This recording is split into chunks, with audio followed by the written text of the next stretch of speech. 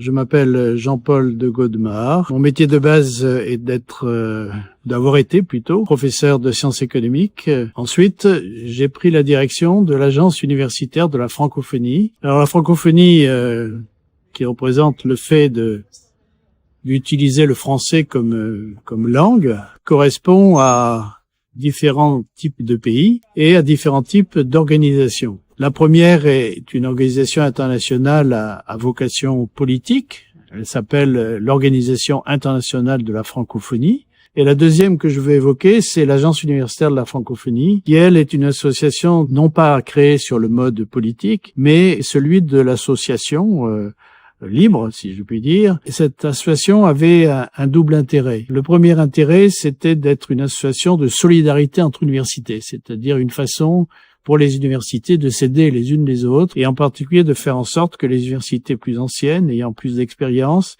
puissent aider les universités naissantes. Puis la deuxième idée importante, à mes yeux en tout cas, c'est que ça ne devait pas être, la langue française ne devait pas non plus être un obstacle à cette solidarité entre universités. Alors le fonctionnement de cette association, c'est très simple, c'est de voir dans quelle mesure on peut, par du transfert d'expérience, parfois par des échanges même d'enseignement, on pouvait aider des universités à grandir, et notamment à grandir en qualité, je dirais, par rapport aux difficultés qu'un grand nombre d'universités connaît aujourd'hui. Il ne peut pas y avoir de développement dans un pays s'il n'y a pas l'enseignement supérieur destiné à former les cadres du pays. De ce point de vue, la francophonie, si vous voulez, elle est évidemment importante dans le fait de continuer à développer la langue française comme langue d'usage, dans un usage diversifié, qui ne soit pas simplement un langage littéraire ou un langage diplomatique ou un langage artistique. Au-delà de